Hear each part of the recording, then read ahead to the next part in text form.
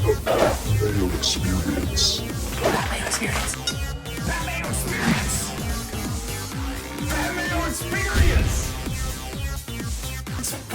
Welcome to the Pat Mayo Experience, presented by DraftKings, the final fantasy football draft update before you get into your drafts. Then boom, drop it on your lap tomorrow. Going to be the week 1 rankings, which are already up on DKNation.com. You can check out all of the season-long draft rankings and week 1 rankings down in the description right now. And I'm giving away $500 to one of you who subscribes, rates, and reviews the Pat Mayo Experience audio podcast on Apple or Spotify. You can hit up the newsletter, which is also free, down in the description to find all of the details on that. But just rate it 5 stars, leave your Twitter handle, and boom, you will be in that draw, announcing the winners in week 2. DraftKings Listeners League open right now, so let's go fill that up as well. Jake Ciely from The Athletic is on the line. I want to do a rapid fire, what people need to know going into their drafts this weekend with all of the contentious players that we've been talking about. Jonathan Taylor, where are you taking him now? Outside the top 40 running backs, I would take Ezekiel Elliott because I know if Ramondre Stevenson gets hurt, Zeke is a top 20 running back. Not even necessarily an RB1 like he used to be, but I'm just taking so many options in front of him because the weird thing about the pup is he gets his 4 games, so he could play 2 and be a free agent. Do the Colts even let him play 2? Does he play for the Colts? Does he play half a season, 2 games, 8 games? I have no idea. Of course, there's the upside if he's there. And if you have an IR spot, I'd probably move him up a few because you can stash him on there, which is intriguing because then, of course, you get a free draft pick, so to speak. When you do waivers, you fill in that spot. But I would take him outside the top 40 running backs. Once you get into the basically handcuffs like the Jalen Warrens, that's where I would consider him. It's funny because the difference between him and Alvin Kamara, who I really like this season, is that Kamara's not hurt.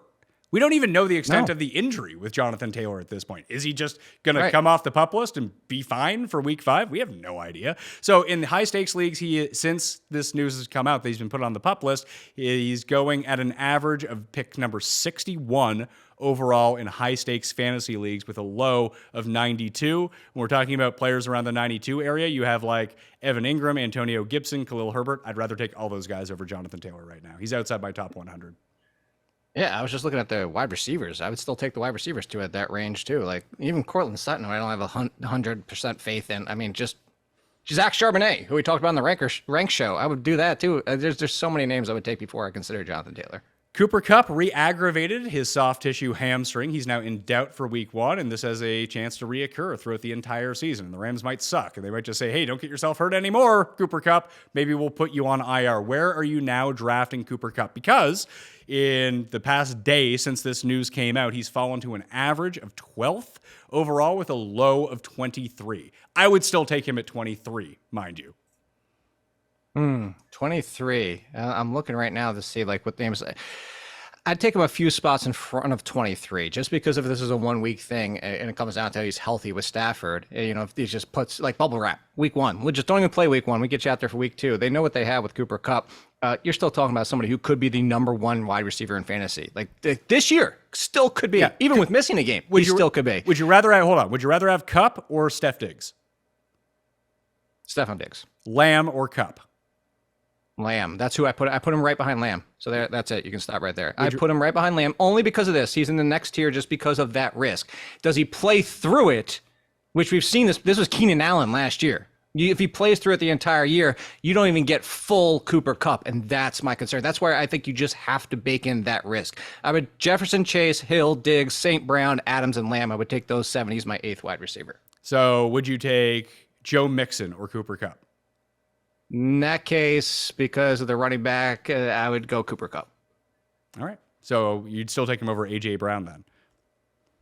Yes. So I think there's a world where Devontae Smith outscores A.J. Brown this year. Yeah, I would tend to agree with you. I think I have them a lot closer than most people do. I don't have that big of a gap. The updated rankings are down in the description right now. Wide receiver, top 150 for your fantasy drafts if you're looking for them. You can still make free projections as well if you want to think that this goes a bit wonky throughout the season at runthesims.com. Thursday night is free as well with all of the projection tools and all of the simulations with a free account. Just sign up with your email if you want to get the premium package throughout the year. Use code Mayo for 10% off. I still think that Cooper Kupp is going to be could be a league winner because if he is fine and you get second round value on him, you're just going to dummy everyone. That's the big part about it. That's why I would say still in the second round. You said 20. I think I'll even tell you here. Look live. My final rank update over. I have him at 16 So there you go. 16, and I have him in the top 150 at number 16 as well. Look at that. Me and you on the same page. Myles Gaskin was cut by the Dolphins in the wake of Jeff Wilson going on injured reserve, leaving leaving Colonel Mostert, Salvin Ahmed, and A-Chain as the backfield right now because they were not able to trade for Jonathan Taylor. But Gaskin goes to Minnesota, and people were like, man, Ty Chandler is going to be great. He's going to take Alexander Madison's job. Do you think Gaskin does anything in Minnesota, and how do you think you should draft the Dolphins wide receivers? Because, again, at the moment, we're seeing Mostert go at still as high as pick 100. That's it. Like, no one wants to have Raheem Mostert still. Pick 100 is a good spot. I think it's a good spot, too. I actually have Mostert in the conversation for my rankings with DeAndre Swift, Dalvin Cook, and Charbonnet and Brian Robinson. That's where I put him because the upside is even greater than that. I think a lot of those are in similar situations. If something happens to Kenneth Walker again, Charbonnet has got upside. If Breece Hall's held back the entire year, the upside for Mostert, if he stays healthy, we've seen Raheem Mostert when he does, like you keep making me say Mostert. Raheem Mostert, like the upside is 55% of the work for the entire season. He stays the lead and stays healthy for the Dolphins. He's an RB2. And that's where the upside is. A-Chain, yeah, he's intriguing in the passing game, which they don't even have confidence in him yet, which is why I think Mostert, whatever, is intriguing for that aspect too, because it's something he's been able to do. One of the fastest men on the field. So the Gaskin thing, I'm not concerned. I do think Ty Chandler has replaceability for Alexander Madison if Madison got hurt. I think Gaskin's more of a depth thing. I think they just were not enamored with McBride because McBride's a pounder and he just kind of wasn't fitting with the Vikings and didn't really do a ton in the preseason. I think Gaskin was just more, he replicates what Chandler and Madison do more than McBride does. I dropped Terry McLaurin to number 31 in my wide receiver rankings. That made him number 73 overall. That puts him at number 60 average draft pick with a low of 70 in NFC high-stakes drafts. Would you have him higher than that? I would, but not by much. Like this, I think it just comes down to, like, do you have Mike Williams behind him? No. Or in front of him? I have Mike Williams in front of him, of course. Mike Williams rules. I have, like, Michael Thomas ahead of him. Can't stay healthy. Listen, if you say they can't stay healthy, you can't say the guy who might have turf toe heading into week one. It's not like he's a beacon of health right now. No. I was just saying, like, I was just like through my thought process with the two that like has the injuries is Michael. Look, I have been drafting Michael Thomas because I've been saying like he could pull a Larry Fitzgerald career. Remember Larry Fitzgerald disappeared for like 2 or 3 years and then he had that boost at the end of his career. And if you want to talk about Michael Thomas, he's not really a slant only guy, but maybe they turn him into that at the end of his career. And Derek Carr revitalizes Michael Thomas. I have been drafting Michael Thomas, but for the careers at this point and youth on his side, I would just still take Terry McLaurin. It's not a huge gap. I'm just saying I would still take Terry McLaurin. I have them back to back in the rankings, 30 and 31. Would you draft? Yeah, that's fair. Would you draft Dotson over McLaurin right now? I was drafting Dotson over McLaurin the entire offseason. So should I just switch them? Put McLaurin at number 38 and put Dotson at number 30? I mean, I have Dotson as a top 25 wide receiver, so there you go. Okay, so listen to Jake if you really like Dotson. Last one is Jerry Jeudy. Has this hamstring problem, could be reoccurring. I had him a little bit higher. This gave me an excuse to bump him down to wide receiver number 25. Should I bump him down even more? I have him at 30, so that should tell you. I have him behind Ayuk, London, Mike Williams, Tyler Lockett, those names. Yeah, I have Lockett a little bit lower. Would you rather have Pickens or Jerry Jeudy?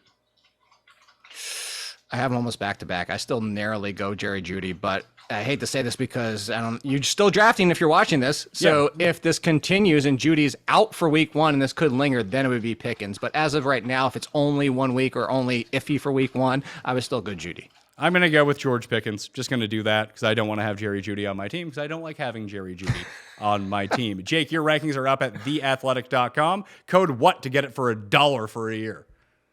Code nothing. Just click the link and check out the rankings and you'll get the thing. It'll just pop up while you're on my rankings page.